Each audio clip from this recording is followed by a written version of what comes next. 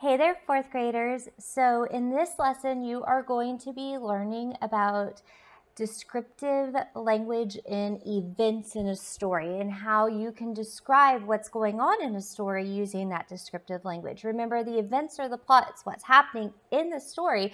And this is really what makes up the story, right? And so you want to make sure that when you are reading that you understand the descriptive language to describe what's happening. And what I like to do is to kind of close my eyes and picture what's happening in my mind, like it's like playing a movie in your mind.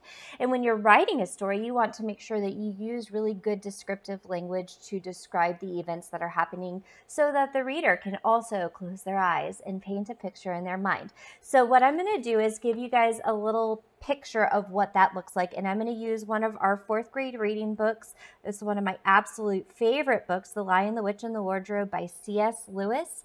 And I want you guys to maybe close your eyes while I'm reading and picture the events that are going on in the story. All right. Looking into the inside, she saw several coats hanging up. This is Lucy, by the way, one of our characters in the story. Lucy is looking inside a wardrobe, mostly long fur coats. There was nothing Lucy liked so much as the smell and feel of fur. She immediately stepped into the wardrobe and got in among the coats and rubbed her face against them, leaving the door open, of course, because she knew that it was very foolish to shut oneself into any wardrobe. Soon she went further in and found that there was a second row of coats hanging up behind the first one. It was almost quite dark in there, and she kept her arms stretched out in front of her so as not to bump her face into the back of the wardrobe. She took a step further in, then 2 or 3 steps, always expecting to feel woodwork against the tips of her fingers. But she could not feel it. This must be a simply enormous wardrobe, thought Lucy, going further in and pushing the soft folds of the coats aside to make room for her. Then she noticed that there was something crunching under her feet.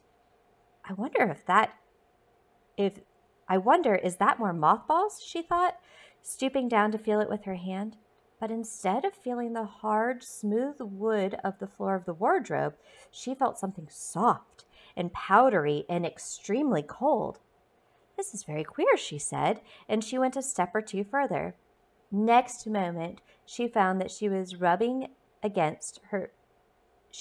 what was rubbing against her face and hands was no longer soft fur, but something hard and rough and even prickly.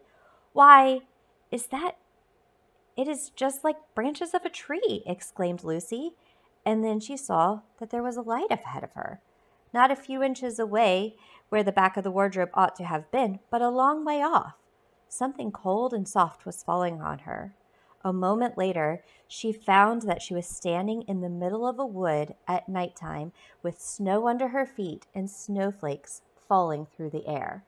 Right, so there was a lot of description in there, right? And you could picture, I know I'm picturing Lucy like stepping into the wardrobe. A wardrobe is kind of like a closet.